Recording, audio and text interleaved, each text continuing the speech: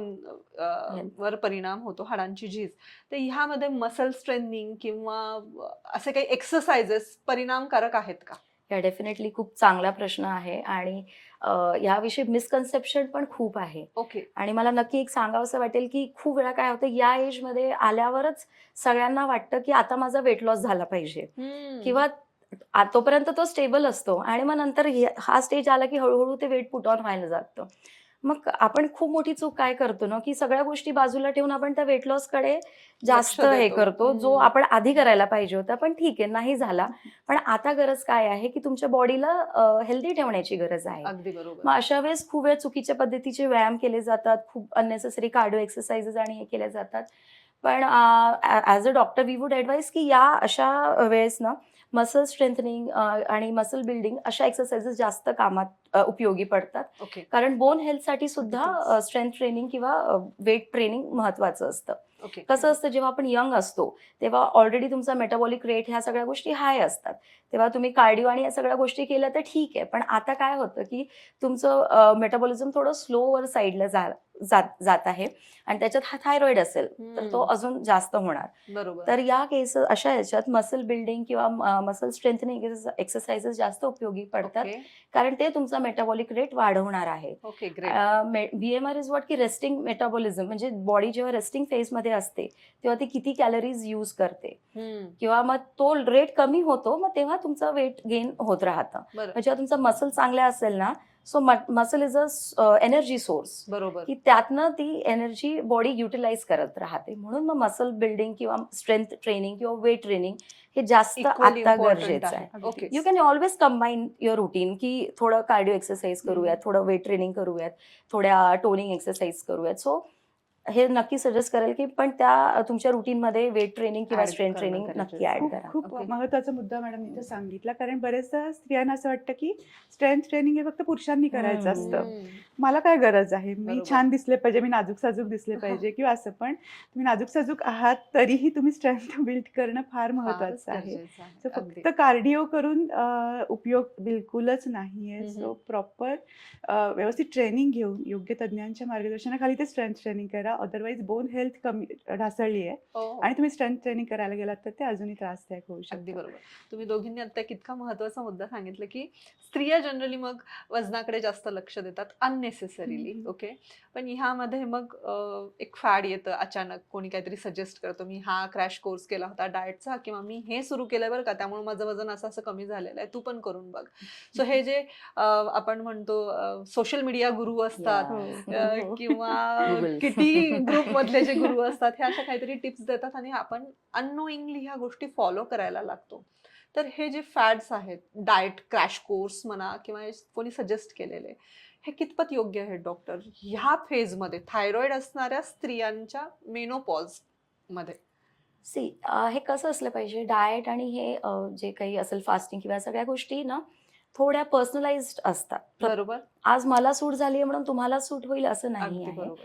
आणि जर या फेजमध्ये ऑलरेडी बॉडी खूप जास्त स्ट्रेसमध्ये असते, इन्फ्लेमेशन असतं आणि अशा ह्याच्यात अननेसेसरी फास्टिंग आणि या गोष्टी केल्यात ना, तर त्याने अजून जास्त बॉडीला स्ट्रेस येतो आणि बॉडी एक प्रोटेक्टिव्ह मोडमध्ये जातो, की स्टार्वेशन मोड, की याला काही मिळत नाहीये, आता मी स्टोअर करते.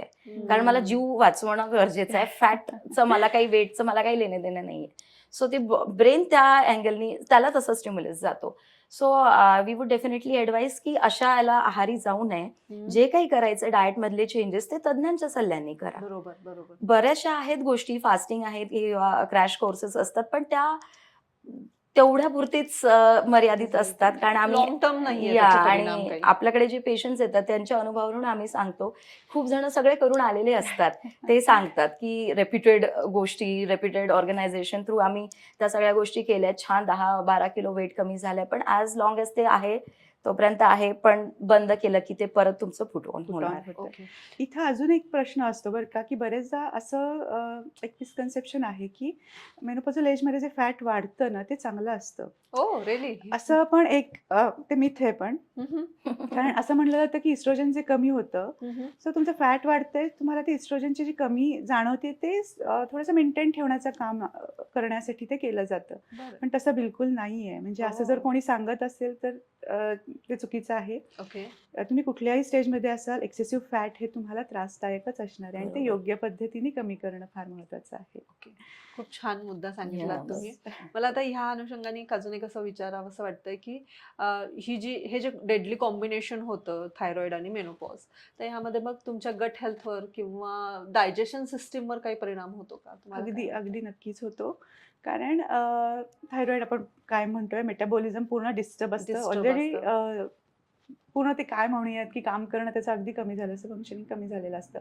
आणि अशा स्टेजमध्ये जेव्हा हे इस्ट्रोजेन, प्रोजेस्टेरॉन सुद्धा कमी व्हायला लागतं, त्याचं जे थोडंसं इमोशनल प्रेशर सुद्धा आपल्याला यायला लागतं, त्याचाही परिणाम गट हेल्थवरती नक्कीच होतो आहे. बरं.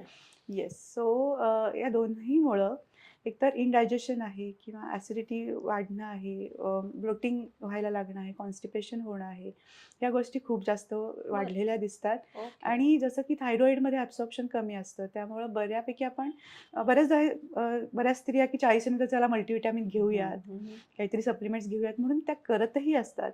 पण योग्य पद्धतीचं डाएट नसेल आणि योग्य पद्धतीने तुम्ही त्या सिस्टीमला इम्प्रूव्ह केलं नसेल, तर तुम्ही सप्लिमेंट्स घ्या किंवा योग्य डाएट घ्या, तर तुमच्या शरीराला युटिलाइज होत नाही. हो.